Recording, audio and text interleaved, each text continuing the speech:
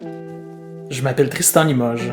Je suis directeur des ventes pour une entreprise de suppléments alimentaires. Je m'appelle Marc-Antoine Ricard, je suis consultant marketing et publicité numérique. On s'est rencontrés dans un contexte d'affaires en pleine pandémie et on s'est découvert une passion commune pour les martinis. Aujourd'hui, on te propose des discussions de bureau sur des sujets variés en lien avec les affaires en format 5 à 7 virtuel. Assis-toi confort avec un drink, mets tes écouteurs. Bienvenue à Entre deux martinis.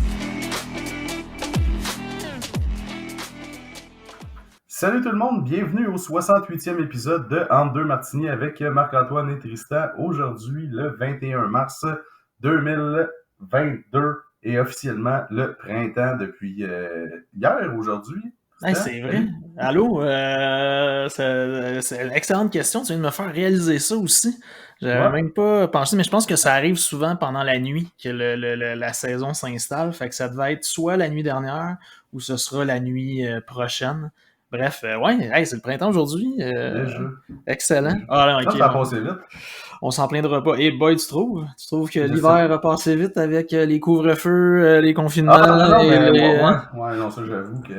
Non, je sais pas, on dirait que je suis comme content. Là. Ça veut dire que là, à partir de là, les journées sont longues, il va faire plus chaud, la neige va fondre. Ah, ça c'est clair. C'est la dernière semaine pour en profiter ces montagnes de ski, ça c'est sûr. Ah ouais, il dit, je n'ai même pas fait une fois cette année. En tout cas. Oh là là. Je suis un peu déçu. Good. Passe un beau week-end. Ah ouais, beau week-end. Beau week-end. C'était pluvieux, mais c'était bien fun. Ouais, non, effectivement, c'était pas une fin de semaine pour aller dehors, ça c'est sûr. Non. Hey, aujourd'hui, l'autre épisode bien spécial, aujourd'hui. On continue sur notre lancée. Comment? On continue sur notre lancée, c'est tout ce que j'ai à dire. Sur notre lancée, parce qu'on va avoir un invité qu'on va présenter un petit peu dans pas trop long. Donc, Kim, je trouve qu'on a une bonne... On a une bonne strike d'invités, là, ça va bien. Ben là, écoute, je pense que coup sur coup, on a eu marketing politique, agence de vin privé, événementiel. Là, aujourd'hui, on a un invité qu'on va présenter tantôt. On a quelqu'un qui va travailler dans la bière qui s'en vient, puis peut-être même quelqu'un dans le domaine scolaire. Fait que ça lâche pas. On couvre tous les domaines, c'est fou. On aime ça. Si vous voulez participer, puis que vous nous écoutez, puis vous dites que vous aimeriez ça, boire un martini avec nous, vous pouvez nous écrire au entre2martini@gmail.com, entre2martini, tout en lettres. Puis je vais dire nos plateformes tout de suite, vu que je l'oublie souvent. Si vous voulez nous écouter, en fait, si vous nous écoutez, c'est déjà que vous êtes sur une plateforme, mais on est aussi sur YouTube, Spotify, Apple Podcasts, SoundCloud. On a une page Facebook qui est Entre2Martini, Twitter, @2martini en lettres. Puis, je répète notre adresse courriel, entre2martini@gmail.com, entre2martini, tout en lettres. Fait que... Parlant de martini... non, mais là, moi, la semaine passée, j'en avais un. Là, j'en ai pas cette semaine à présenter, parce que vu qu'on a un talk show maintenant, puis qu'on reçoit des invités, c'est eux qui j'aime laisser la place. Ouais, exact, mais j'en aurai à présenter. J'en ai un, en fait. J'en ai un. Ouais. OK. Ouais, je t'allais faire un petit tour à la sac. Ah oui, c'est vrai. Oui, OK. Donc, aujourd'hui, j'essaie le Madison Park, qui est Premium London Dry Gin, qui est micro-distillé à Montréal, Québec, et c'est la distillerie 1769. Je sais pas si tu connais. Non, mais quand tu m'as en fait rapidement, tu m'as envoyé la photo en fin de semaine, puis c'est quelque chose que je ne savais pas. J'étais convaincu que c'était un gin qui ne venait pas d'ici. Ouais, c'est vrai que la bouteille n'est pas particulièrement funky, là. Tu sais, ça aurait pu être un gin, tu sais, c'est écrit vraiment Premium London Dry Gin, Oui, mais ça faisait penser à un Hendrix ou à un, tu sais, de la façon dont c'était un peu présenté, là. Fait que j'aurais pu, mais j'aime tout le temps ça, moi, quand c'est écrit, tu sais, quand c'est artisanal, là, puis que c'est handcraft en petit lot, là, tu vois. Avec le numéro de batch dessus. Ouais, ça, c'est cool, ça. C'est cool, mais il est bon, mais honnêtement, il est pas si fou, genre. OK. Mais c'est un passe-partout? C'est un autre passe-partout? C'est un passe-partout, mais à 42 piastres. Des fois, il accroche un peu dans le coin de poche, je te dis. OK, fait qu'il y a un passe-partout dispendieux quand même. Pour ce qui est dispendieux. Il est pas mauvais, mais comme il n'y a rien de particulier, il n'y a pas un goût spécifique. Comme il y en a qu'on essaie sont salés, il y en a d'autres qui goûtent plus floral. Ouais, exact. C'est vraiment un London Gin. Là. Il n'y a pas classique. De goût particulier. Ouais, classique. Avec la summer. Ma question, j'ai pas fait mon devoir, là, mais est-ce qu'ils ont d'autres types de gin ou c'est le seul qu'il y avait? C'est le seul que j'ai vu. OK, c'est bon. Parce J'en que ai vu des fois, un ils autre ont bouteille des... ici, je me rappelle plus du nom, mais la bouteille était débile, c'était italien, puis ça avait l'air d'un pot de parfum. En tout cas, il y a une grosse bouteille, elle était bien belle, mais finalement, j'étais allé avec celui-là, puis j'ai retrouvé du Noix Liprate, parce qu'il n'y en avait pas sur l'étagère, donc j'ai été demandé au commis. Il y avait des caisses en arrière. Excellent. Ouais, il faut commencer à le faire parce qu'il recommence peu à peu à remplir les tablettes. Fait qu'il y a moyen de trouver ce qu'on cherche. Là, puis t'as raison, des fois, il faut juste demander. Puis le produit. Je vais avoir une énorme nouveauté dans pas long aussi. Oh là là! Ah oui! Ah, ouais, c'est vrai. Là, je sais de quoi tu parles, par exemple. OK. Ouais. Ah, on a hâte que tu nous parles de ça. C'est ça, je garde la surprise. Mais non, c'est ça. Fait que, non, Hey, des surprises, des invités, ça s'en vient sérieux, notre affaire. Ben, c'est ça. Mais pour vrai, le Madison, je sais pas pourquoi j'ai acheté ça. Honnêtement, mais quoi qu'on en a quand même pas mal des gyms, je te dirais que dans pas long, on va pouvoir être des mentors en gym. Ouais, oh!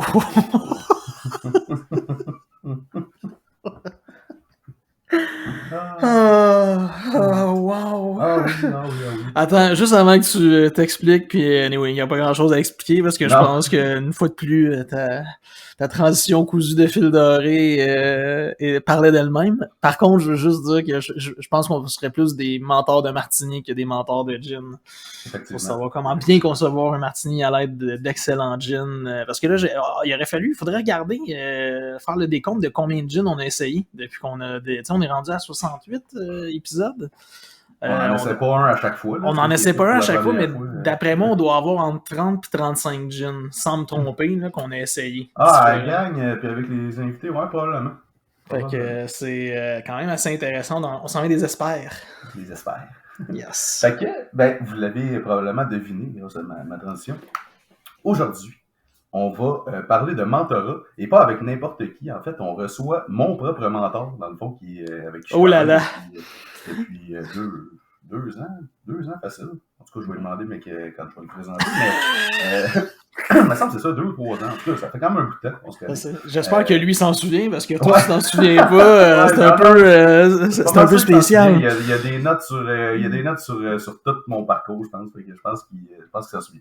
Excellent. Ouais, c'est ça. Fait que je pense que ça faisait un bout de temps qu'on parlait que ça serait cool de faire un épisode sur le mentorat parce que en tant qu'entrepreneur, il y a beaucoup de chiffres qui montrent que les entrepreneurs qui s'entourent d'un mentor ont plus de chances de survivre au-delà du fameux 5 ans. Fait que c'est ça. Je pense que ça va être un bon épisode aujourd'hui.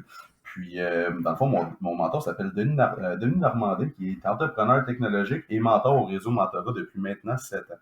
Fait que, Denis, si tu veux ouvrir ton micro, on va te présenter notre auditoire. Donc, salut Denis, comment ça va? Bonjour à tous, ça va extrêmement bien, surtout après une intro comme celle que vous venez de faire. Écoute, je me dis, je peux rentrer chez nous après ça, puis je vais voler là. Wow! Ah, c'est ça. Parce que, moi, c'est ça, c'était ma première question. Toi, contrairement à Marc-Antoine, te souviens-tu quand vous avez commencé à vous parler? Ou, Ça fait 3 ans, Marc-Antoine. Ah, 3 ans, ok, c'est ça. Bon. Ouais. En fait, je pense que je vais poser des questions à Denis aujourd'hui pour savoir, au lieu d'en poser à Marc-Antoine, ça va être plus facile. Tu fais bien. Fait que 3 ans, c'est vrai, le temps passe vite, en fait.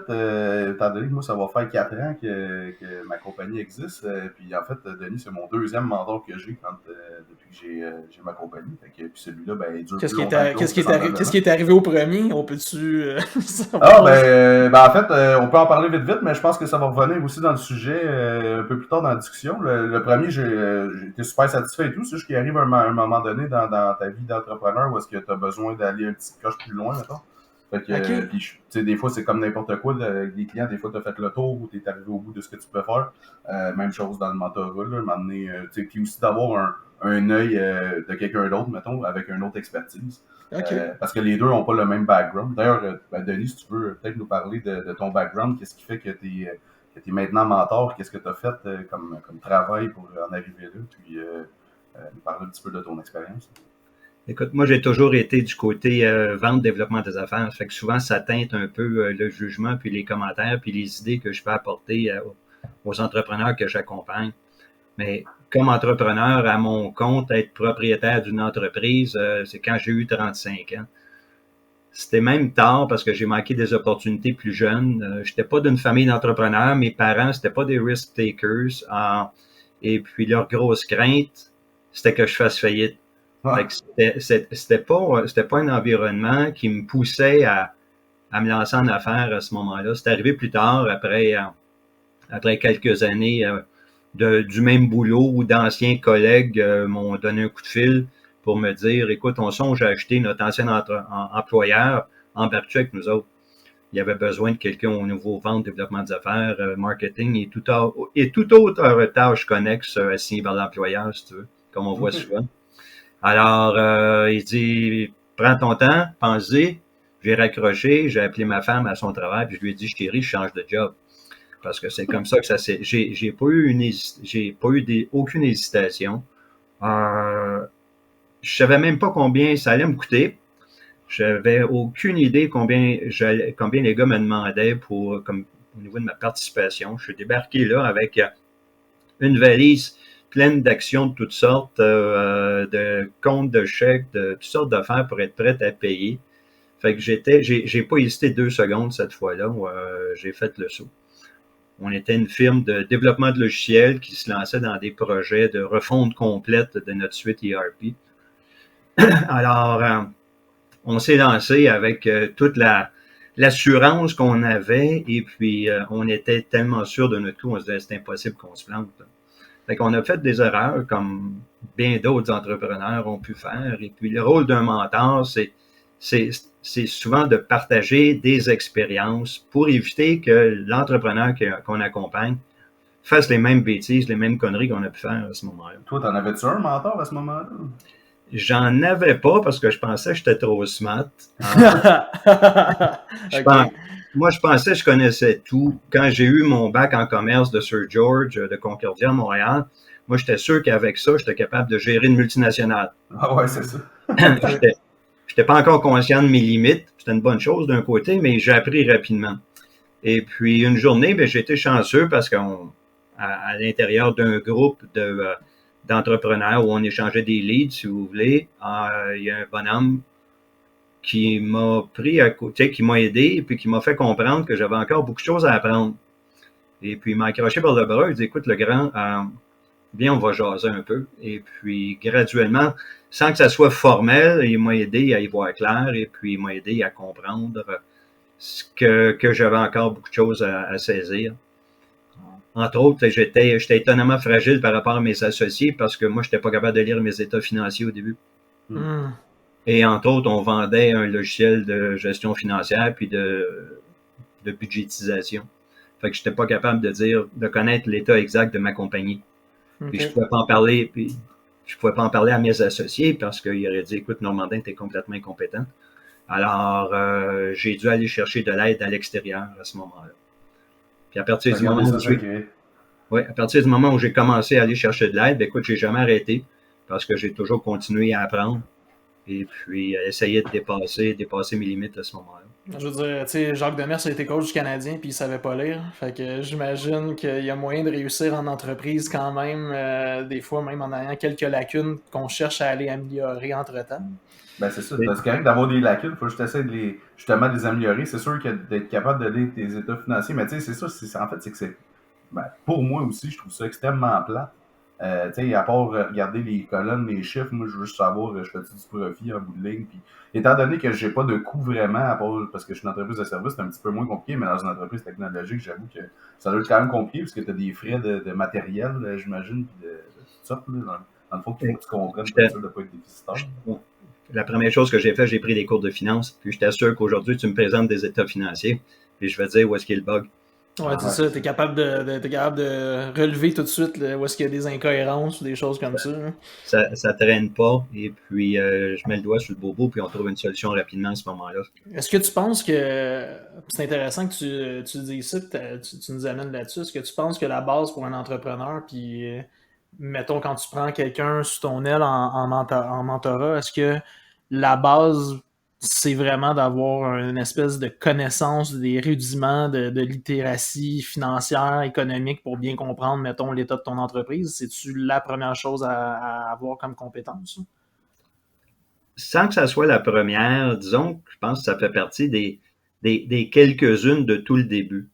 parce que tu peux toujours te confier ou avoir l'aide d'un associé ou d'un partenaire. Tu sais, on cherche toujours une complémentarité en affaires quand on s'associe avec des gens. Et puis tu te dis, ben écoute, moi je suis plus fort du côté développement des affaires, je vais aller me chercher quelqu'un, un partenaire avec qui je vais plus travailler, qui va être plus côté finance par exemple, ou bien technologie comme telle. Toutefois, il faut quand même que tu connaisses ta boîte. Tu sais, ça reste ta responsabilité pareil. Et puis, que tu sois un des associés ou que tu sois le président de la boîte ou l'associé principal, peu importe, c'est le meilleur moyen de comprendre une entreprise, c'est qu'en regardant d'où vient l'argent puis où va l'argent, c'est comme ça que tu es capable de voir si ton modèle d'affaires peut être rentable ou est solide ou est défendable à ce moment-là. C'est très pratique. Je t'assure que ça te réconforte dans ta position à ce moment-là. C'est clair. Des fois, tu es tout seul aussi, puis là, t'as tous les chapeaux. Fait que t'as comme pas même le choix d'essayer de comprendre au mieux. Là.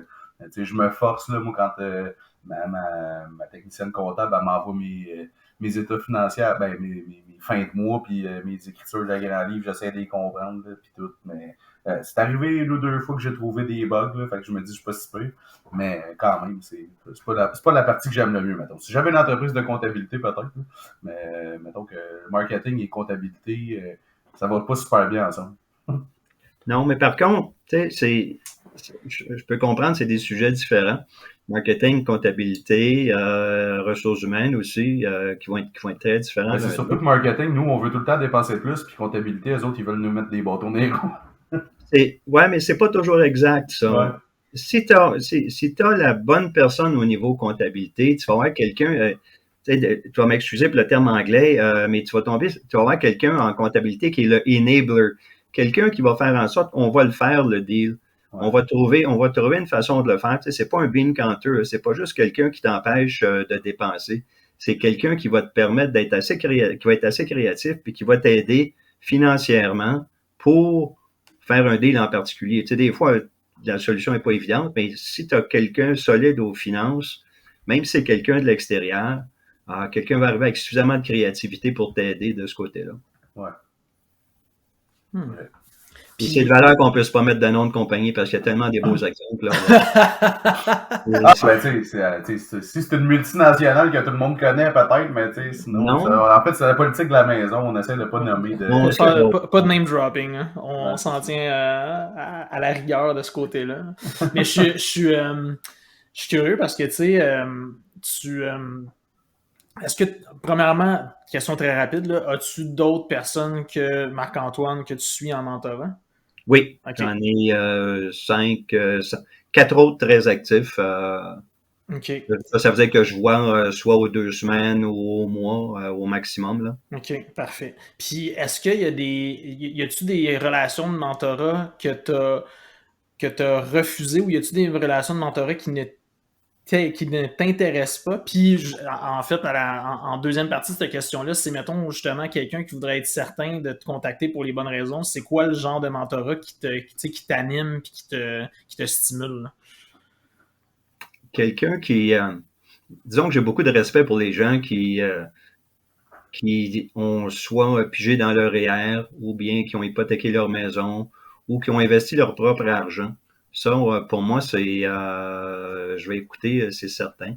Quelqu'un qui est capable de m'exprimer, même si c'est pas encore très clair, parce que souvent, un modèle d'affaires, là, c'est pas clair. Tu pars ta business, puis tu sais pas trop comment on va être rentable, puis tu cherches des idées, puis tu cherches comment le faire. Mais si tu cherches, et puis tu cherches honnêtement, si tout ce que tu t'attends de moi, c'est que je te donne le business ou que je te présente à des gens qui vont te donner des contrats, t'as pas le bon gars avec moi, c'est sûr et certain. Le mentor, il est là pour aider l'entrepreneur à réfléchir à des enjeux d'affaires. On va parler beaucoup plus avec l'entrepreneur, on va parler beaucoup plus de l'entrepreneur que de son entreprise, par exemple. Ouais. Bien sûr, on parle toujours de l'entreprise, mais tu sais, et puis il faut pas que ça soit une obligation non plus pour l'entrepreneur. Et je pense qu'un mentor peut t'aider parce que tu as besoin de la vision de quelqu'un de l'extérieur pour t'aider à y voir plus clair, t'aider à mieux réfléchir. Good. Si tu as besoin dans certains cas, un entrepreneur a besoin d'un mentor pour avoir un prêt. Non, moi, j'embarque pas dans ces cas-là. Tu sais, c'est obligatoire pour avoir un prêt, sinon, tu n'en prendrais pas. OK, j'ai pas d'intérêt, moi non plus. Dans d'autres cas, il y a des frais qui sont pas très élevés. Excuse-moi, je t'interromps. Ça va probablement avec la portion où est-ce que les banques demandent d'avoir un mentor parce qu'ils savent que peut-être tu pourrais le donner, peut-être tu le sais, le chiffre là, du pourcentage d'entrepreneurs qui ont des mentors puis que finalement leur business fonctionne mieux que du monde qui en ont pas. C'est probablement pour ça que les banques demandent d'avoir un mentor parce qu'ils savent très bien qu'un entrepreneur a plus de chances de succès puis de rembourser le prêt en bout de ligne quand il y a un mentor. Ben, quoi qu'il y a près de, je pense, un peu plus de 50% des entreprises vont passer à travers le cap des premières 5 ans s'ils sont accompagnés d'un mentor. Wow. Mais, des fois, c'est pas n'importe quel mentor non plus. Tu sais, la première chose qui est importante, c'est ça prend un fit. Ça prend un fit entre les deux. Et puis, bon, on se rencontre, on jase pendant 1 heure, et puis, bon, on pense qu'il y a un fit. On va déterminer, OK, ça marche, on est prêt à continuer à travailler ensemble. Et puis, graduellement, ben, on le développe un peu plus, ou bien on s'aperçoit rapidement qu'il n'y en a pas de fit. S'il n'y en a pas, ben, on est mieux de lâcher ça là tout de suite, et puis, t'es mieux de continuer avec un autre mentor à ce moment-là. Dans d'autres cas, j'ai eu un bel exemple à un moment donné. Un type que je croise dans un événement, puis je représentais le réseau mentorat à ce moment-là, puis le gars me demande « Qu'est-ce que tu fais? » Bon, je suis mentor réseau mentorat. Il dit « Ah, j'ai pas besoin de ça, moi. » Ben, j'ai dit, c'est parfait, mais moi, des fois, j'ai une tendance à être un peu blunt, là, un peu sec. Et puis, ben, je lui dis, ben, pourquoi tu m'en parles? Fait que mais si c'est une obligation, fais-le pas. Fais-le pour des bonnes raisons. Fais-le parce que tu penses que tu as besoin d'aide et puis, ou que tu es rendu à un point où tu as besoin de la vision de quelqu'un d'autre.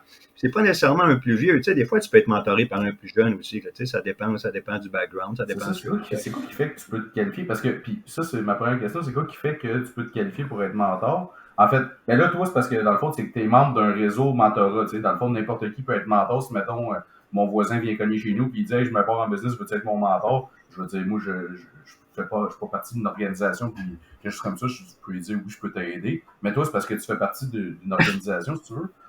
Ça, c'est un. Puis deux, c'est quoi la différence entre un mentor puis un coach d'affaires? Parce qu'il y en a des coachs d'affaires aussi qui ont des yeux externes, puis dans le fond, qui vont te donner des conseils. J'aimerais ça avoir la différence de ton point de vue. Un coach d'affaires, si je me trompe pas, écoute, c'est pas quelqu'un que tu vas rémunérer, justement. Puis un mentor, ça va pas être rémunéré. Le réseau mentorat, moi, ça me coûte de quoi? À chaque année, c'est un genre de membership, si tu veux. C'est pas très cher, mais... Mais par rapport à ce que te coûterait un coach d'affaires, c'est négligeable comme ça. Ok, c'est ça. Il me semblait aussi. Ok, c'est ça. Ça veut dire c'est minime. Et puis d'ailleurs, pour revenir à la question précédente, celui qui paye rien, habituellement, il n'y a pas de commitment. Et puis, ça fait pas une relation bien solide au niveau du mentorat. Ouais. Ça, c'est une des choses. T'sais. Puis ça veut dire ça, c'est quelqu'un qui est pas à l'heure. Il faut penser aussi le mentor dans ça. Ouais. C'est quelqu'un qui est en affaires ou qui l'a été, qui a d'autres activités que juste te rencontrer une fois par mois ou une fois ou 2 semaines. Parce que vous, c'est bénévole, là, ça. Là. C'est ça, respecte son temps, puis il va respecter le tien aussi. Là. Tu vois, ça va bien aller. Mm-hmm. Mais c'est certain que le coach, ben, c'est un skill en particulier que tu veux améliorer avec un coach. Puis tu vas payer. Puis l'un n'est pas mutuellement exclusif. Là. Tu peux avoir les deux. Tu peux avoir un mentorat avec qui tu vas réfléchir. Et puis un coach avec qui tu vas apprendre certaines choses en particulier. Là. Ça, c'est pas. Les deux peuvent aller ensemble. Là. Puis tu peux embaucher un consultant en plus pour faire une partie du travail. Là. J'ai l'impression, puis je reviens sur ce que tu disais tantôt par rapport à la personne qui t'avait approché pour en parler, mais qui disait qu'il n'en avait pas besoin.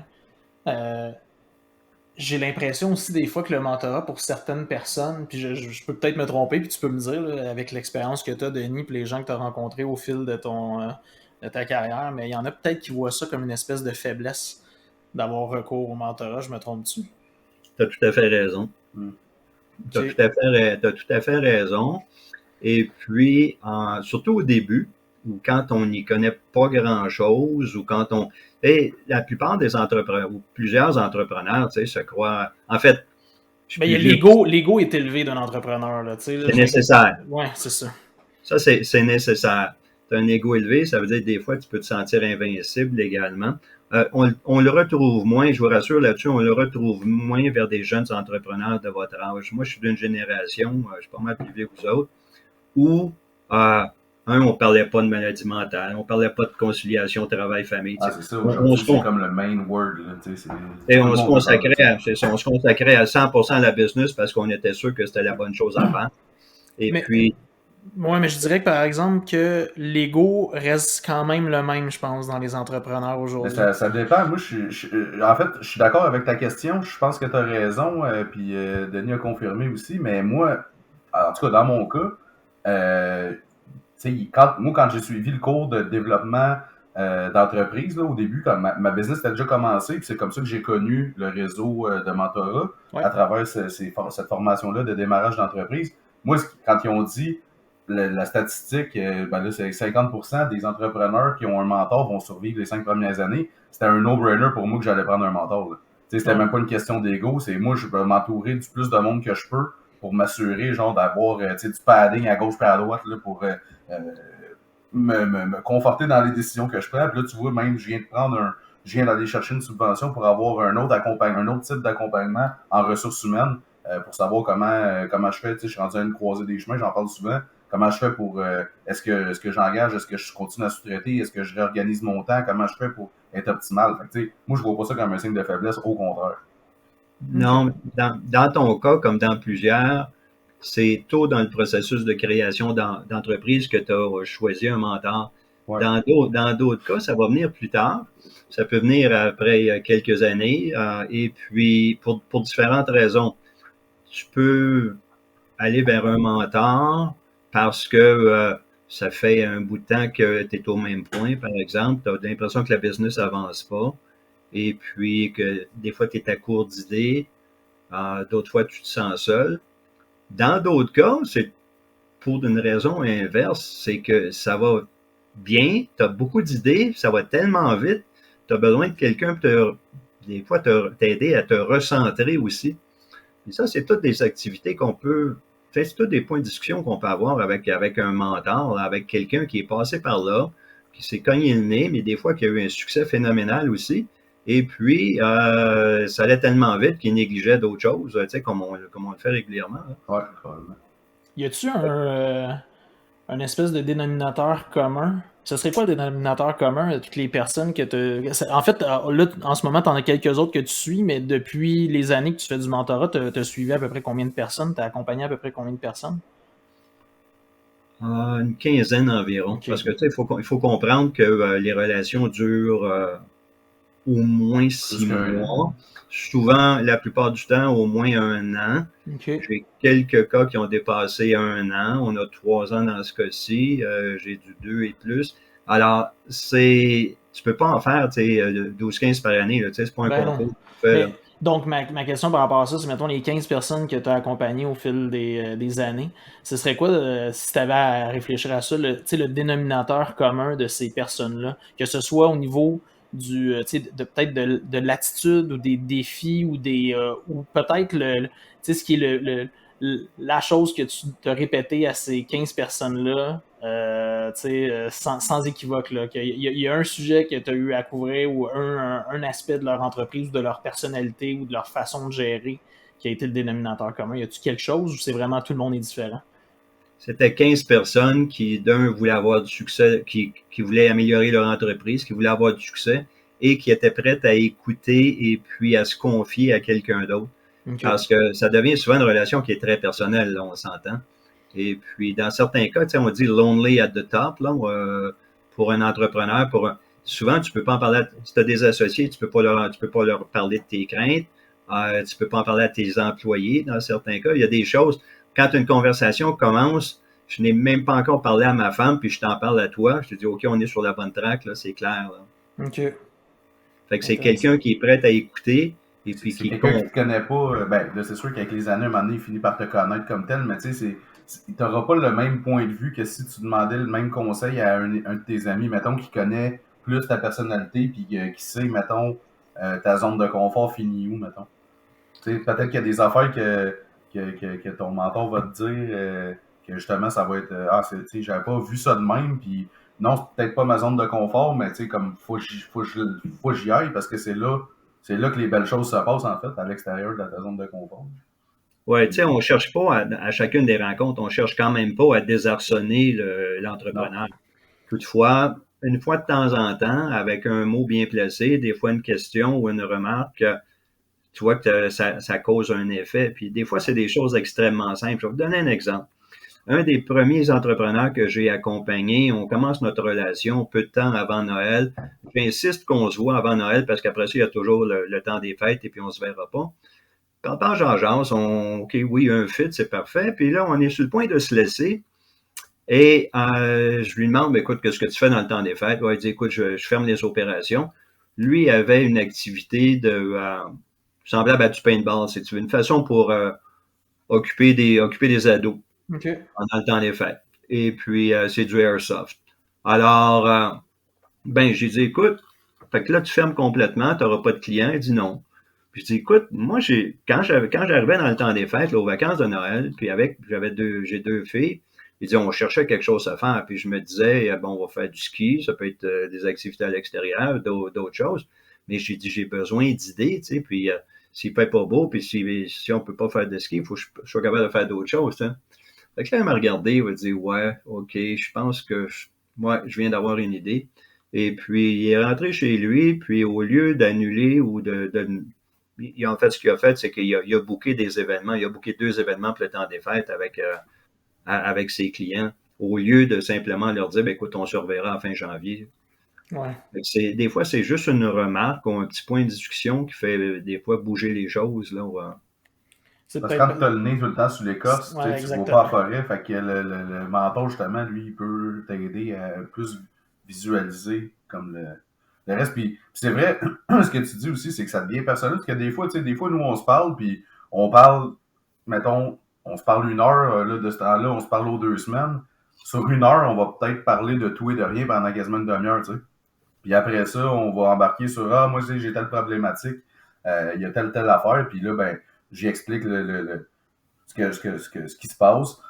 On parle, parce que en fait, le mentor est pas là, tu sais, corrige-moi, je me trompe, Denis, mais je pense que dans vos guidelines, c'est que t'es pas là pour donner des conseils comme tel, tu sais. Je peux pas te demander, genre, toi, qu'est-ce que tu ferais, maintenant. Je pense que Mais ça, c'est la différence entre le coach d'affaires et le mentor, un peu. Je sais pas si je me Mais trompe. tu peux me le demander, mais tu sais, je suis pas à ta place. C'est C'est pas, ça. tu sais, la réaction de quelqu'un de l'extérieur, moi, je ferais ça de même, mais que ça donne pas grand-chose parce que je suis pas à ta place. Tu sais, c'est pas moi qui est devant ton directeur de compte à la banque, c'est pas moi qui est devant ton avocat, c'est pas moi qui est devant ton comptable, et puis c'est pas moi qui est devant tes clients non plus, tu sais. Ouais, c'est sûr, je peux bien te donner un coup de main, tu sais, au niveau de la gestion de ta boîte, là, et puis, si tu me donnes tes états financiers, tu sais, je vais te dire comment ça va. Mais tu sais, c'est pas ça qui est important. On travaille avec l'entrepreneur avant toute chose. Et puis, tu sais, on regarde, on a perdu beaucoup d'entreprises, bon, pendant la COVID en particulier, là, tu sais, il y en a qui ont eu ça pas mal rough. Ça a été très difficile pour un paquet de gens. Tu Ouais. sais, des fois, tu peux perdre l'entreprise, mais tu sais, l'idée, c'est, il faut pas qu'on perde les entrepreneurs non plus.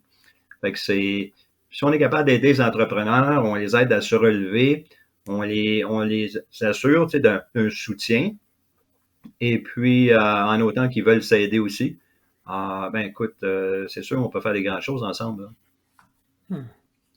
Puis moi, au début, là, c'est ça, c'est parce que c'est un peu pour ça, la première fois que j'avais changé de mentor, je pense que celui que j'avais était plus récent, plus nouveau, dans le fond, dans ce domaine-là. Puis il est vraiment, tu sais, by the book. Tu sais, ce qu'il disait dans le mentorat, ce qui met beaucoup l'emphase sur dire, ils vont t'apprendre le savoir-être. Ah Mais, ouais. tu sais, des fois, tu as besoin d'un peu plus que ça, justement. Tu as besoin d'un petit. Tu sais, je comprends que le but premier, c'est pas de donner des conseils, mais des fois, tu en as besoin d'un petit conseil. Puis c'est pour ça qu'à un moment donné, moi, la première fois, je trouvais qu'à un moment donné, j'étais rendu à un mur, puis ça me faisait plus avancer. Puis comme les réunions, j'y allais un peu à reculons, tu sais. Puis là, ben ça, c'est pas bon. Fait qu'à un moment donné, quand il m'a demandé renouvelles-tu, je dis, ben écoute, oui, je renouvelle, mais pas malheureusement, mais tu sais, je pense qu'on a fait le tour, toi puis moi. J'aimerais peut-être ça essayer quelqu'un d'autre, tu sais. C'est bien correct de le faire aussi.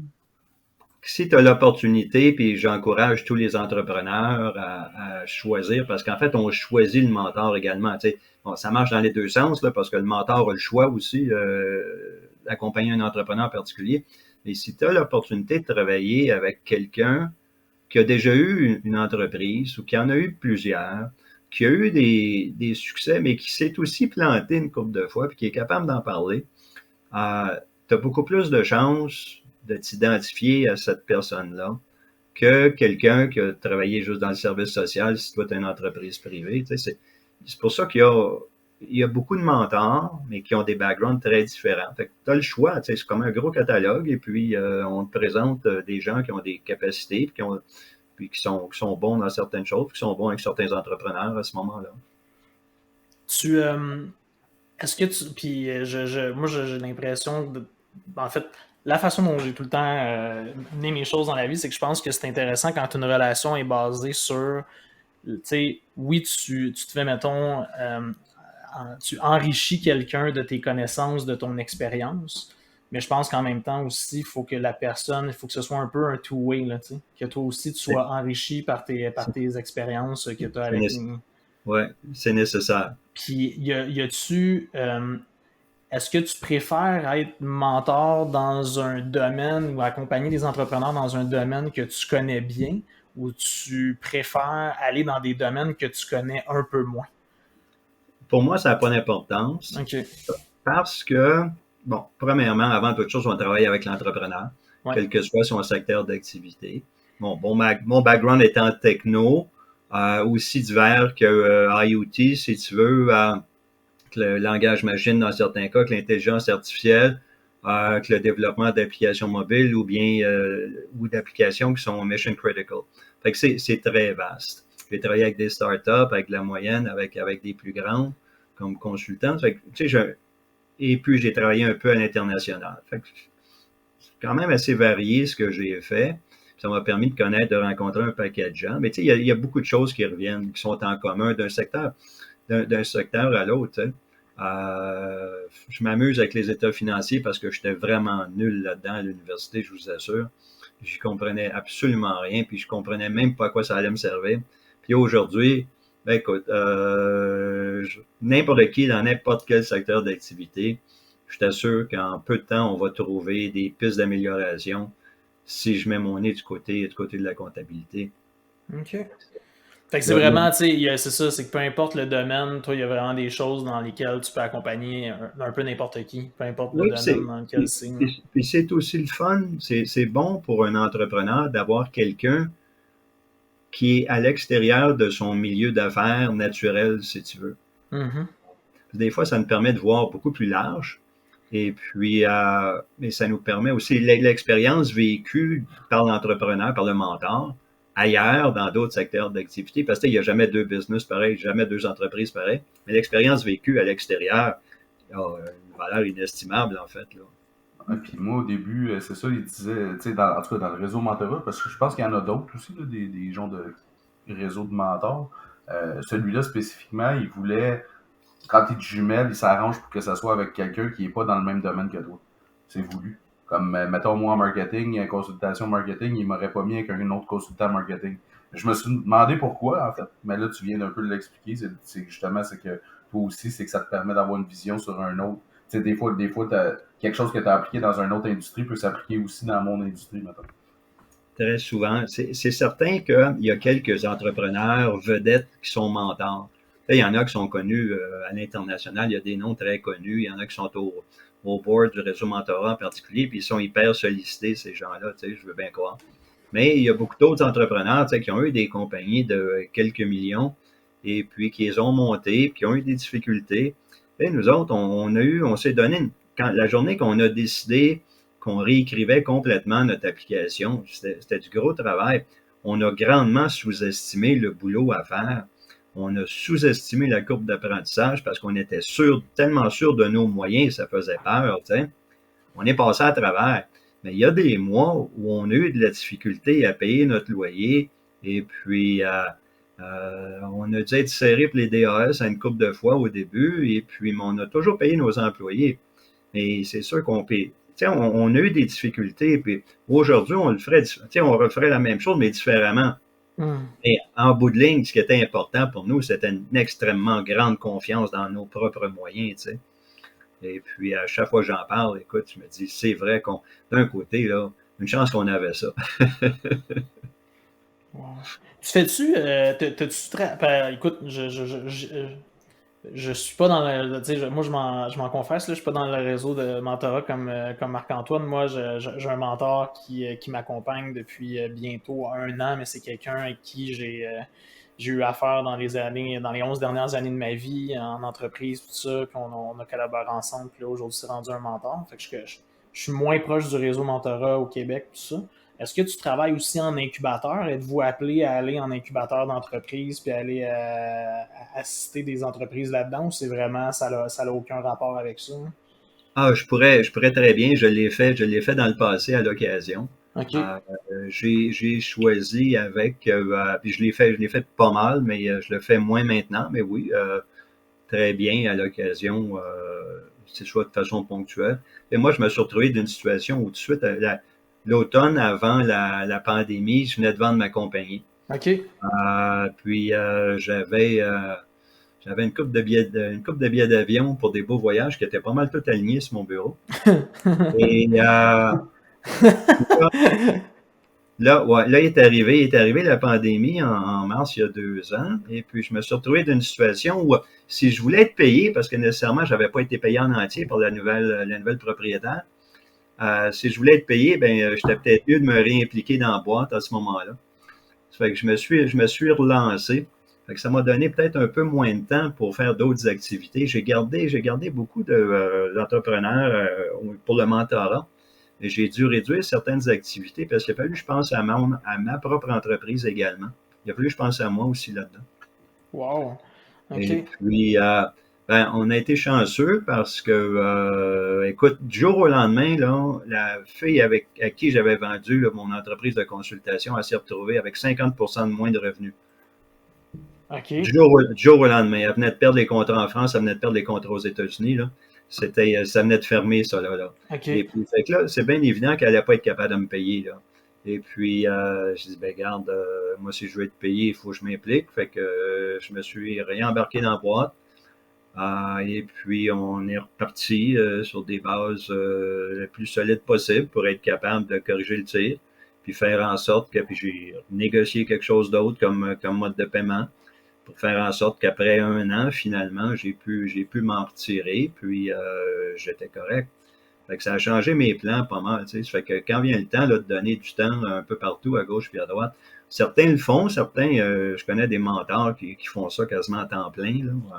Moi, non. Tu sais, je me limite, j'essaie de bien faire quelques mandats je continue à faire de la consultation aussi avec quelques clients. Et puis, j'essaie de consacrer une partie de mon temps à quelques entrepreneurs, mais tu sais, pas un nombre infini, là, tu sais, c'est 4, 5, 6 au gros max, là, en même temps, c'est déjà beaucoup. OK. C'est. Ouais, parce Wow. que si t'en as trop, à un moment donné, c'est que t'as pas le temps de réfléchir tu sais, à chaque. Tu sais, j'ai l'impression que si t'en as trop, ben, le service que tu vas donner à chacun va peut-être être un peu impacté aussi. Ben, je vais être distrait. Tu sais, si on passe 1 heure ensemble et puis là-dedans, ben, ma tête est ailleurs, ben, toi, t'en retires rien, puis je te fais perdre ton temps, puis je perds le mien, je vais aussi bien faire d'autres choses, tu sais. C'est sûr. Puis, OK, ouais. Mais tu sais, j'ai cette impression-là aussi des fois. Puis, tu sais, je t'écoutais parler tantôt, Denis, puis je l'ai souvent partagé à Marc-Antoine aussi. Tu sais, souvent les histoires qu'on entend des entreprises, c'est, tu sais, justement, là, ça a été tough à la sueur de notre front, on a hypothéqué notre maison, tu sais, on s'est exposé, mais j'ai tout le temps aussi le goût de dire que, tu sais, c'est pas tout le temps obligé d'être dur pis tough de même quand tu te lances en affaires, là. Tu as parfaitement raison. Et puis, très souvent, c'est beaucoup plus facile. Mais ce que je voulais dire, c'est que j'ai énormément de respect pour ces gens-là qui ont, parce que dans certains cas, dépendant de ce que tu fais comme boulot, tu n'as pas une grosse mise de fonds à faire, puis ça te prend un client pour démarrer. Ouais, Comme exact. moi, mettons. Fait que c'est le fun. Moi, j'avais besoin d'une place d'affaires. À un moment donné, on avait jusqu'à une quarantaine d'employés. Il fallait les asseoir en quelque part. Le télétravail n'était pas encore à la mode. Et puis d'ailleurs, on était très réticents. On adoptait nos méthodes de gestion aussi au fur et à mesure, parce qu'on apprenait nous autres aussi en même temps, là. Tu apprends au fur et à mesure que ton entreprise se développe. Et puis, c'est comme des fois, tu te trompes. En fait, souvent, tu te trompes. L'idée, c'est plus tu prends une décision, finalement, elles sont de meilleure en meilleure à chaque fois, là. Mais non, c'est sûr que tu n'es pas toujours obligé. Mais tu sais, moi, j'avais des coûts de licence à payer, j'avais du hard, j'avais de la techno, j'avais des trucs à importer, plus des salaires, tu sais, une masse salariale qui était à la hausse constamment. Mais C'est, à un moment donné, c'est sûr que c'est plus facile pour une entreprise, je pense, de service. Là. Comme moi, mettons, tu sais, partir, comme tu viens de dire, tu sais, j'avais juste besoin d'un client pour commencer.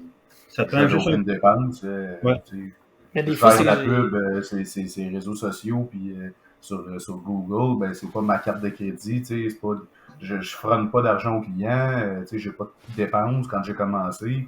Fait que, à part des petits abonnements à gauche à droite, tu sais, pour avoir un site web, ces affaires-là, mais c'est minime. Ouais. Puis, un client, tu sais, rapporte tout ça. Là, après ça, c'est sûr qu'il faut que tu bâtisses là-dessus pour te faire un certain revenu acceptable. Là. Mais tu sais, si j'avais parti comme toi, mettons une compagnie avec des fournitures locales, etc., là, c'est sûr c'est différent. Ça doit être beaucoup plus stressant aussi, parce qu'il y a beaucoup plus d'argent impliqué. Moi, mon risque était assez minime. Ça marchait pas, ben écoute, j'avais pas de perte là, à part du temps. Je me trouvais un autre job, puis c'était ça. Mais souvent, par exemple, tu sais, puis on en a vu des histoires, tu sais, on peut en lire, on peut en regarder, on peut en entendre des histoires de justement, tu sais, il y a un certain moment où oui, tu peux t'exposer, oui, tu peux prendre certains risques, tu sais, hypothéquer, aller piger dans tes économies pour faire fonctionner ton entreprise. J'ai l'impression aussi qu'à un moment donné, il faut, puis peut-être que c'est le travail d'un mentor, justement, ou d'un coach en affaires, c'est juste d'éviter que ça devienne de l'acharnement aussi. Ah, Il y a des gens qui vont penser, puis c'est correct là, d'être convaincu de son idée d'affaires, d'être convaincu soit du produit ou du service que tu offres, on en convient, c'est la base. Là. Si tu n'es pas convaincu de ce que tu fais ou de ce que tu vends, ben, premièrement, tu n'es pas à bonne place. Sauf qu'à un moment donné, il y en a que c'est trop, ça devient de l'acharnement, puis C'est pour c'est ça que je le dis néfaste. souvent, ça, ce que tu dis là. Comme on en a parlé souvent, des business de passion, j'ai l'impression que c'est comme plus dur de. Tu sais, si c'est ta passion puis tu as décidé d'essayer d'en vivre puis que ça fonctionne pas, le reality check est trop dur versus si c'est une business juste pour. Tu sais, comme je le dis souvent, moi, ma business, c'est pas une passion. J'aime ça, tu sais, j'aime ça ce que je fais, puis c'est ce que je fais parce que c'est ce que je sais faire. Mais tu sais, si demain matin ça marche pas, ça va. Tu sais, oui, ça va me faire de la peine à cause que ma compagnie que je bâtis depuis 4 ans, mais ça sera pas comme si genre je me rendais compte que ma passion, je peux pas en vivre. Tu sais, c'est différent. Je pense que c'est ce ouais. type de business-là, des fois, qui doit être Ouais, plus dur à mettre la clé dans la porte. je suis d'accord avec ça. Moi, l'histoire de la passion, là, j'y ai jamais tellement cru. Parce que ça prend plus que de la conviction. C'est sûr qu'il faut que tu sois convaincu là, que tu peux avoir du succès, mais ça prend plus que ça. Ça va te prendre un produit ou un service dont un client a besoin quelque part. Et puis, il faut que tu sois capable de le fournir à un prix qui va être intéressant ou à des conditions. Puis, il faut que tu crées de la valeur en quelque part. C'est sûr et certain. La passion, écoute, achète-toi un cheval, si tu veux être passionné de quelque chose. T'as-tu déjà été obligé de dire à quelqu'un que tu suivais en mentorat qu'il faisait fausse route puis qu'il était peut-être mieux d'arrêter ça tout de suite avant de creuser sa tombe? Non, je me suis dit que c'était pas à moi à péter sa balloune, si tu veux. OK. C'était, non, c'était à lui d'y voir clair. Puis mon travail, ça a été de l'aider à y voir clair dans ce qu'il voulait développer. Puis graduellement, ce qui s'est produit, c'est que je pense que le gars a fait un pivot de mémoire ou quelque chose de genre. Et puis, ce qui était la bonne chose à faire, puis des fois, c'est que quand tu es rendu acculé au mur, que tu es forcé à prendre des décisions, puis à regarder plus clair. Mais c'était justement quelqu'un qui part avec l'idée, ben écoute, c'est ma passion, je vais en vivre. Ouais, peut-être, mais regarde, c'est parce qu'ils sont 48 sur la rue chez vous qui font la même chose que toi. Il va falloir que tu changes de rue, au moins, tu déménages de quartier, je sais pas, là. Ouais. C'est, des fois, il faut aider, mais ma job, c'est pas de péter sa ballonne, là, loin de là, mais c'est de l'aider à voir clair, tout simplement. OK. C'est pas facile. Écoute, moi, ça me fait de la peine. Une business qui plante, là, moi, ça me fait de la peine. Mais quelqu'un qui va dépenser, tu parlais d'acharnement tantôt, quelqu'un qui va dépenser là, de l'énergie 7 jours par semaine là, sur quelque chose qui est mort-né, non, écoute, va faire d'autres choses. Là. Il y a des entrepreneurs, puis il y a des gens qui font ça, qui essaient de partir une business en 2 jobs. Là. Ouais. Fait que, tu sais, il faut voir Ça, ça. j'ai de la misère avec ça. Moi, je pense que si t'es pas commit à 100%, tu vas faire 50% de la job. Ouais, en même temps, oui et non, parce que, tu sais, je veux dire, il y en a pour qui c'est des slow start aussi, puis, tu sais, ils vont développer un produit, puis ils vont attendre de se donner Oui, ils vont se mettre une limite dans leur tête de c'est quand le Ouais, moment de se consacrer à 100%. Là. Tu sais, il y a des risques quand tu as une famille, puis plein de choses aussi. c'est ah, sûr. écoute, tout à fait.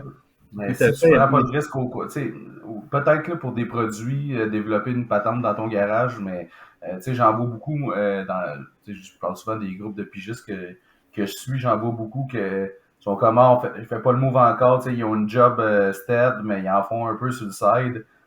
Tu sais, si tu fais pas le move dans ce type de truc-là, comme oui, ça se prépare d'avance, là, dans le sens que tu essaye de mettre de l'argent de côté un peu pour avoir un petit coussin si jamais il arrive de quoi, augmente tes limites de carte de crédit avant de partir à ton compte parce que ça va être plus tough d'emprunter après, etc. Mais je pense qu'il faut que tu fasses le saut à un moment donné, là, puis si t'attends, puis c'est ça que Denis t'a mentionné au début, toi, quand t'as acheté, quand t'as appelé ta femme pour lui dire que tu changeais, tu t'es pas posé de questions, puis t'es parti direct. C'est quand tu commences à trop y penser que je pense que là, t'as comme tous les petits ouais, mais si qui viennent dans ta tête, puis là, c'est là que tu te choques, dans le fond. Si tu te poses pas la question puis tu jumps, ben, au pire, après ça, il arrivera ce qui arrivera, ça. J'avais une très grande confiance dans mes propres moyens, mais aussi une très grande confiance dans les moyens de l'équipe de direction qu'on mettait en place. Les trois associés que j'avais à ce moment-là, j'étais convaincu avec ces gens-là, écoute, on allait faire des miracles. Là. Mais ça se peut Et, aussi, tu sais, moi, regarde, moi aussi, quand je suis parti, j'étais convaincu qu'avec les deux autres avec qui je me lançais, c'était béton, là. Mais 3 mois après, je les ai lâchés parce que je me suis rendu compte que ça marchait pas. Mais, probablement que si j'étais pas parti avec eux autres, j'aurais peut-être pas fait le move. Fait qu'à quelque part, ils m'ont aidé, tout à tu sais, à fait. faire le saut. Puis après ça, ben, j'étais déjà parti. Fait que tant qu'à être parti, ben, Ouais. on va continuer de même. Puis là, ben, tu vas venir 4 ans plus tard, puis ça T'sais, va venir. regarder en arrière pour regretter ce qu'on n'a pas fait, ça sert à rien. Exact. Regarder en arrière pour voir tout ce que tu as fait depuis que tu as commencé, ça c'est fun, ça c'est valorisant, moi dire. Ouais, c'est ça, C'est. des fois qu'on se dit pas assez, qu'on fait pas assez. Oui, L'exercice de dire tout ce que tu as fait depuis, là, parce que là, c'est comme de l'acquis, tu sais, tu l'as fait, on dirait que tu l'oublies comme que c'est toi qui l'as fait, mais quand tu te prends 2 secondes pour y penser, à partir de quand t'es parti de rien, mettons, puis que t'es rendu où là, ben c'est vrai que c'est valorisant. on est souvent trop dur pour soi-même. Là. Ah ouais, tellement. Ah, ça, c'est sûr. Hein. Puis tu sais, le rôle d'un mentor ou la présence d'un mentor pour un entrepreneur, à ton avis, c'est-tu plus pertinent, important quand ça va mal ou quand ça va bien? Dans les deux cas. Parce que quand ça va bien, ça te permet. Tu sais, quand ça va bien, là, puis là, tu te dis, hey, je sais pas ce que je vais faire, je viens de signer 3 gros deals, et puis je sais pas comment est-ce qu'on va faire pour livrer, puis je sais pas si j'ai l'équipe, et puis, regarde, bonne nouvelle, tu viens de signer 3 deals, là, puis le reste, on va s'en occuper, là, une chose, prends-les un par un, là, puis regarde qu'est-ce qu'il y a en commun, tu sais. Fait que là, tu sais, la business va extrêmement bien, il faut que tu vois clair. Et puis, à l'occasion, tu sais, ça fait 1 an ou ça fait 6 mois que ça, tu sais, qu'il se passe rien, que ça se tarde. Tu as des décisions à prendre et puis, ils reviennent tu sais, à chaque mois, à chaque semaine, tu as les mêmes décisions, puis tu les prends toujours pas. Tu sais, des fois, tu gèles, tu sais, des fois, ça devient une question, tu es épuisé, et puis, tu as besoin d'aide à ce moment-là, tout autant que quand ça va très bien, là. Hmm.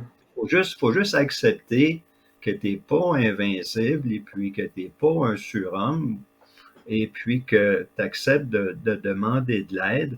Et c'est extrêmement bien perçu et par d'autres entrepreneurs. Mais c'est vrai que pendant un certain temps, il y avait cette crainte ou comment je vais être vu par les autres, tu sais, si moi j'ai besoin d'aide. Moi, le premier, je me suis posé la question, puis j'avais peur d'avoir l'air totalement incompétent en allant chercher de l'aide. Quand en fait, c'est le contraire, tu sais, ça m'a permis de devenir Je tellement pense plus que à c'est mon. valorisé aujourd'hui, de nos jours, plus de dire que tu vas le chercher de l'aide. Tu sais, avec toutes les histoires, comme on a parlé au début de l'émission, de santé mentale et tout ça, je pense que maintenant, tu sais, les gens avant, dans le temps, avaient peur de dire qu'ils allaient voir le psychologue, mettons. Maintenant, c'est comme plus valorisé, si tu veux, de dire, ben écoute, moi, dans le fond, ce que tu penses, moi, je m'en fous, tu sais, je le fais pour moi, en bout de ligne. Là. Puis, tu sais, moi, personnellement, j'en ai vu un bout, une psychologue, après ça, qui m'a aidé, là, finalement, j'ai plus eu besoin. Mais elle m'a aidé aussi quand j'ai lancé mon entreprise, parce que c'est, tu sais, il y a du stress personnel là-dedans aussi, là, tu sais, je vois-tu manquer Oui, d'argent, je vois-tu ci, ça, peu importe. Là, je me suis entouré du mentor et tout. Fait que, tu sais, moi, personnellement, je suis pas gêné d'en parler du tout, de dire je m'entoure de bonnes personnes. pour créer mon succès, dans le fond. Là. Oui, puis je vois même pas, si mettons, je me dis, j'ai pas besoin de personne, puis je fais tout, puis finalement, ça marche. Je sais même pas si je serais plus fier de dire, j'ai réussi tout seul, vraiment tout seul. Ouais. Pour moi, ça change pas grand-chose de dire j'ai réussi. J'ai réussi tout seul quand même, je veux dire, c'est pas mon mentor, c'est pas ma psychologue, c'est pas personne d'autre qui exécutait mes affaires. Ils m'ont juste guidé, puis ils m'ont juste écouté quand j'en avais besoin. Oui, puis écoute, je pense que c'est un message qu'on passe à d'autres entrepreneurs. On le voit beaucoup. Il y a plusieurs entrepreneurs très visibles à Montréal et au Québec en particulier qui le disent clairement, qui ont eu des passes difficiles, qui l'expliquent, qui ont rencontré des psys et puis ça les a aidés énormément. Puis ils continuent. C'est pas quelque chose que tu as fini puis tu le dompes, là. Non, regarde, continue. Puis mais on se rend compte que c'est extrêmement important. Mais il faut croire qu'il y a quand même une génération ou deux derrière. Avant moi, en fait. Où est-ce que, regarde, il n'était pas question d'un psy parce que là, regarde, ça, c'était pas autre chose. Et puis, puis conciliation, travail, famille, oublie ça, mon grand, parce qu'on travaillait 7 jours par semaine puis on pensait que c'était la bonne chose à faire. Mais par contre, faut pas oublier, par exemple, on parle d'une entreprise, il faut quand même qu'on y consacre du temps, là. Fait que oui, c'est le fun, puis je veux dire, des fois, je suis peut-être à contre-courant dans ce que je dis au niveau conciliation, travail, famille, mais il faut quand même que tu consacres du temps à ton entreprise si tu veux qu'elle lève, là, puis si tu veux qu'elle... Fait que ça veut dire que des fois, peut-être que tu vas peut-être devoir travailler un samedi matin, ou des fois, tu vas faire un peu plus de temps supplémentaire le soir ou quelque chose, où tu vas venir donner le bain, tu vas rentrer à la maison, tu vas donner le bain, tu vas souper, tu vas donner le bain aux enfants, puis tu vas travailler après ça, plus tard dans la soirée. Ça se peut que tu sois obligé de faire ça. Puis il faut que tu le saches à l'avance que tu sois obligé de faire ça, sinon on ne embarque pas là-dedans. Là. Mais souvent, le monde, ce qu'il voit, c'est... Puis tu sais, ça revient tout le temps, tout le monde a déjà vu l'image du fameux iceberg avec un entrepreneur qui a du succès. Mettons que c'est juste ça que tu vois, mais tu vois pas tout le hard work en dessous de l'océan, mettons. Ouais. Cette image-là, on la voit tout le temps, mais elle est quand même vraie. Fait que c'est un peu ça, la vie d'un entrepreneur, puis la vie d'un mentor. C'est comme ça que ça se passe. C'est quoi d'après toi, puis là c'est une question c'est un peu philosophique, mais c'est un peu aussi, je pense qu'on l'a vu dans les 2 dernières années, là, toute l'économie, l'entrepreneuriat, des choses qui sont en espèce de transition, là, on est en train de vivre une évolution, une transformation. D'après toi, l'avenir du mentorat, ça va être quoi par rapport à tout ce qui s'en vient? Puis surtout, mettons, d'un point de vue, là, justement, t'en as glissé un petit peu un mot tantôt. Il y a bien des entreprises qui ont fermé dans les 2 dernières années au profit de grandes entreprises. Il y a beaucoup de petits commerces, de petites entreprises de services qui ont dû fermer leurs portes, arrêter leurs activités au profit de gros joueurs qu'on connaît bien et que j'ai pas besoin de nommer. Puis j'ai l'impression que cette espèce de transformation pourrait s'accélérer. Donc, nécessairement, ça va probablement avoir un impact sur le nombre d'entrepreneurs, puis ça va avoir un impact aussi sur le mentorat. Comment tu vois ça? Qu'est-ce qui s'en vient, les défis qui s'en viennent dans les prochaines années? Je vais t'expliquer comment mon opinion est pas bonne. OK. T'as vendu ton entreprise, t'es rendu ailleurs, puis... Non. Okay. Non, bien au contraire. Au tout début de la pandémie, alors que tout le monde a été obligé de fermer, là, qu'on le veuille ou pas. Et puis, on ne savait pas quand on allait rouvrir. On s'est dit au réseau Mentorat, on va organiser une formule d'aide différente. T'sais, on ne chargera pas, ça va être appelez-nous quand vous avez besoin de services. On était persuadés, nous autres, que ça allait être l'âge d'or du mentorat à ce moment-là. Toutes les entreprises ont besoin d'un mentor. Et puis, au lieu de couvrir 3% ou 5% du marché, on va couvrir 30% du marché dans l'espace de quelques semaines. Okay. Ben, ça ne s'est pas passé comme ça du tout. Okay. Bien au contraire. De un, on n'avait pas de nouveaux entrepreneurs qui s'intéressaient au mentorat parce qu'il y avait bien d'autres choses à faire à ce moment-là. Et puis, c'était, il faut que je sauve ma business, il faut que je protège mon cash. Il dit, je suis obligé de fermer, mais il faut que je continue à opérer, comment je vais faire. C'était bien plus ça qui était l'enjeu que de commencer à discuter avec un entrepreneur. Ça fait que moi, j'étais persuadé que ça allait être l'âge d'or du mentorat. Jamais de la vie, ça ne s'est pas passé comme ça. Fait que par contre, la crise, ben oui, ça a été un accélérateur de tendance. Là, ceux qui ont fermé, ben plusieurs auraient sans doute déjà fermé. On s'entend, il y a des secteurs. Ça a juste accéléré le processus. Par contre, si on sauve l'entrepreneur, si on aide l'entrepreneur, quand même la business ferme, il y a des entrepreneurs, tu sais, qui sont, je dirais quoi, multirécidivistes peut-être, c'est plus un bon terme. L'entrepreneur en série, là. Ouais, ils vont partir autre chose. Et ça va être sur un autre domaine, un autre milieu, un autre sujet, mais c'est l'entreprise, tu sais, c'est la personne qui est derrière l'entreprise là, qui est importante là, dans bien des cas. Fait que son secteur d'activité a été malmené, il a dû pivoter ou il a dû partir autre chose. OK, mais il a parti autre chose. Hein. Il a travaillé autre chose. Fait que c'est certain que l'entrepreneur, là, le vrai, là, celui qui fait ça parce qu'il n'est pas capable d'avoir un boss sur son épaule, puis celui qui est persuadé qu'il peut avoir plus de succès que tous ceux qui sont passés par là avant, lui, il va continuer, puis il va foncer. Puis il y en a qui vont se planter. Mais comme je te dis, mon opinion est, au début de la pandémie, là, je me suis trompé tellement là-dessus. Ça me mettait. C'est quoi le pourcentage? Je te dis sur 15, mettons, que tu as accompagné depuis le début. T'en as combien qui sont encore en affaires à peu près? Tous. C'est pas pire taux de succès. Écoute, j'ose croire que j'ai contribué, mais je ne suis pas le seul facteur. Tu sais, avant toute chose, c'est l'entrepreneur qui est derrière la boîte. Ouais. C'est sûr. Je n'ai pas investi dans aucune de ces boîtes-là, mais j'ai eu du fun à avoir chacun.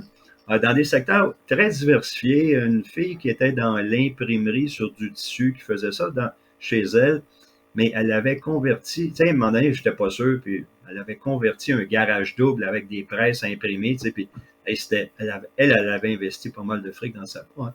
Un autre qui était ébéniste et puis qui voulait en vivre, qui voulait faire quelque chose de solide. Puis moi, j'aimais le bois, ça fait qu'on se rencontrait toujours dans son atelier. Puis d'autres en intelligence artificielle, d'autres milieux totalement différents. Et puis, écoute, j'ose croire que j'ai pu aider à ma façon pour chacun à ce moment-là. C'est drôle que tu parles d'imprimer sur du tissu, parce qu'on a reçu un invité l'année passée. Sean de Printies, oui. Ouais, qui fait qu'il y avait une business de ça, lui, justement. Ouais. En début de pandémie, on l'a reçu, mais c'est quelque chose avant. Ouais. Très cool. Très cool. Puis là, ça n'a pas rapport avec le mentorat, mais je me suis rendu compte qu'on t'a juste jamais demandé c'était quoi ton martini. J'ai ça écrit en grosses lettres dans ma feuille de notes à côté de moi. On lui a pas demandé c'est quoi son martini. Puis c'était comme on a skippé ça direct. Mon Dieu. Et là là. Fait que peut-être qu'en terminant, tu peux peut-être nous parler de ton martini ou de ton drink. Je m'excuse, c'est la première fois que ça arrive. Pour vous dire que j'ai connu les martinis des premiers ministres au Château Frontenac à Québec. Il y a des recettes particulières pour un Pierre-Éliott Trudeau, par exemple, qui est à base de vodka, de vermouth blanc, de Campari, de triple sec. Un Churchill, c'est sûr qu'il y a du gin et puis il y a un whisky écossais. Un Duplessis qui utilisait vraiment un whisky canadien comme joue, si tu veux. Roosevelt, ben lui, c'était du Bourbon, on s'entend. Là. René Lévesque, gin, vermouth blanc, puis ch'ti-écouté, une espèce de liqueur de la Côte-Nord. Okay. Puis aujourd'hui, ben écoute, moi, c'est un Charles de Gaulle que je bois. À partir de gin, j'ai choisi le gin Kilomètre 12, qui est au Saguenay, au lac. C'est un goût qui est très boisé. Là. Moi, je suis un gars de plein air, je suis un gars de bois. Et puis, ça goûte le sapin. Là. Vraiment, tu achètes ça, puis ça goûte le sapin. Ouais. Moi, mon puis, on peut pas faire de name dropping, mais le propriétaire de l'entreprise, le fondateur de la boîte, est aussi un entrepreneur qui a été accompagné par un mentor du réseau Mentorat, effectivement. OK. Mais moi, je suis juste curieux. Attends, comment ça se fait que tu connais toutes ces recettes-là de martini, des personnalités politiques par rapport au Château Frontenac? Comment ça se fait que tu connais ça? Ben, c'était au menu du bar au Château Frontenac avant que ça devienne aujourd'hui le 1608, là, ou le 1608, là, au Château Frontenac, le nouveau bar. Et puis, on avait triché un peu, fait qu'on avait pris la recette de chacun des drinks. Aujourd'hui, ils sont plus au menu. Toutefois, à chaque fois qu'on va à Québec, on arrête toujours, puis que j'y aille avec ma femme ou avec des amis, on arrête toujours au bar et puis on demande toujours un des premiers ministres. Puis il y a toujours un barman qui se souvient comment faire S'il s'en souvient pas, moi, je les aide. OK, mais t'as-tu travaillé là, c'est pour ça? Non, j'étais client. OK, OK, tellement bon client que t'as appris les recettes, hein? C'est excellent, ça. Puis j'essaie d'utiliser des produits locaux dans la mesure du possible. Ouais. Fait que ma vodka, par exemple, je suis unique à Pure Vodka. OK. J'ai goûté des vodkas aromatisés à l'occasion, puis pour moi, la vodka, il faut qu'elle soit absolument neutre, et puis celle-là, je la trouve très neutre, et puis elle est parfaite pour moi. Mais les gins, ça, je peux avoir une belle variété, mais aujourd'hui, c'est avec un gin de kilomètre 12. OK. Vraiment ça, les moisés, as-tu déjà essayé le Wabasso? T'aimes ça quand ça goûte le sapin? Il est pas encore ouvert. Il est dans le bar, mais il est pas encore ouvert. OK.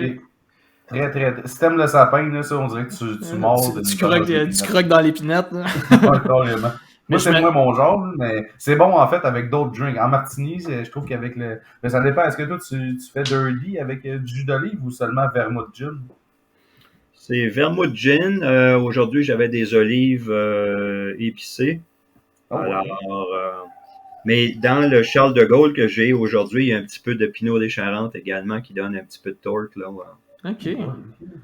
Très cool. Ah, mais je trouve ça super intéressant. Mais j'imagine aussi que tu aimes bien Pure Vodka. J'ai comme l'impression que, on le nommera pas, mais tout le monde le connaît, là, mais le propriétaire de Pure Vodka doit être dans le réseau Mentorat Québec, c'est comme rien. Là. Écoute, je le sais pas, mais je sais qu'il fait beaucoup pour, tu sais, il n'y a pas seulement Dragon, on s'entend. Ouais. Il fait beaucoup, même si des fois, c'est juste partager des idées, partager des commentaires. C'est très intéressant. C'est quand même très intéressant à suivre comme idée.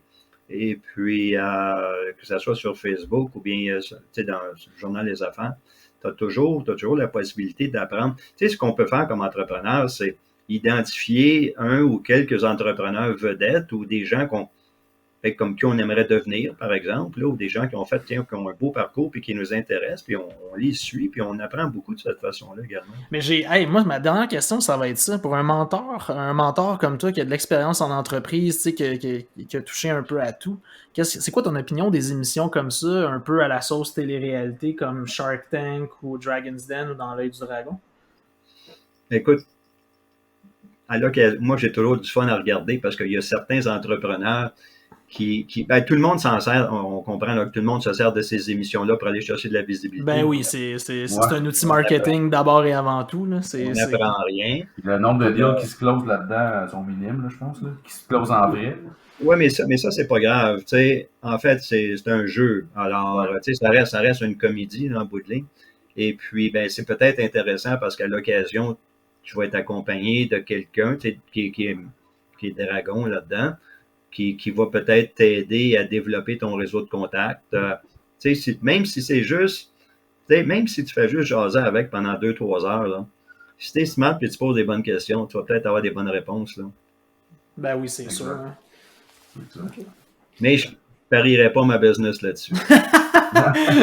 C'est bon, on s'entend là-dessus. Hein. En effet.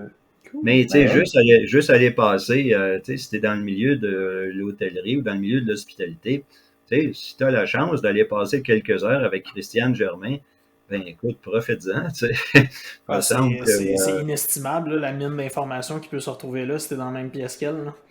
Ben oui, tu sais, fait que c'est énorme là, ce que tu es capable d'apprendre. Il faut que tu veuilles apprendre. OK. C'est ça.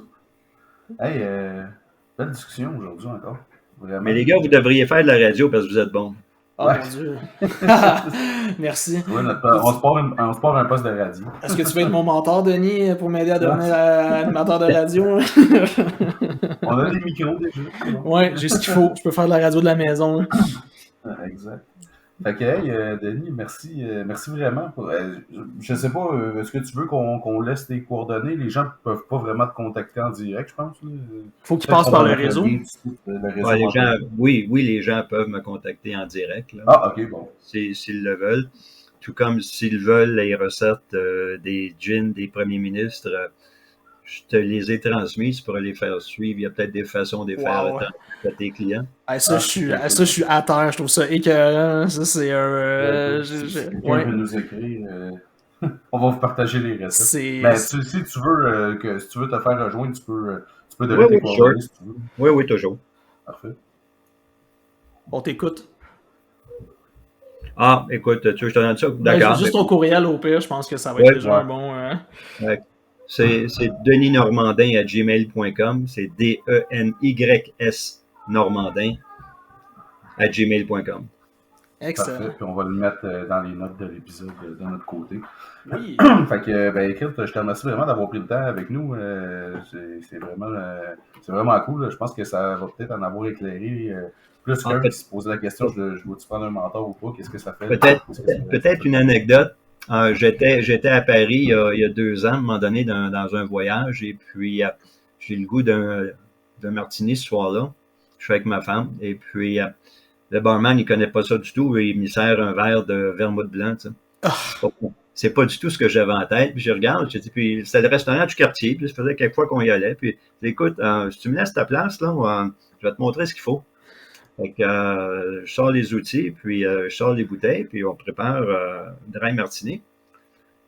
Puis là, il y a d'autres clients qui arrivent et puis qui veulent goûter un dry martini. Fait que j'ai servi de barman à Paris pendant quelques heures un soir.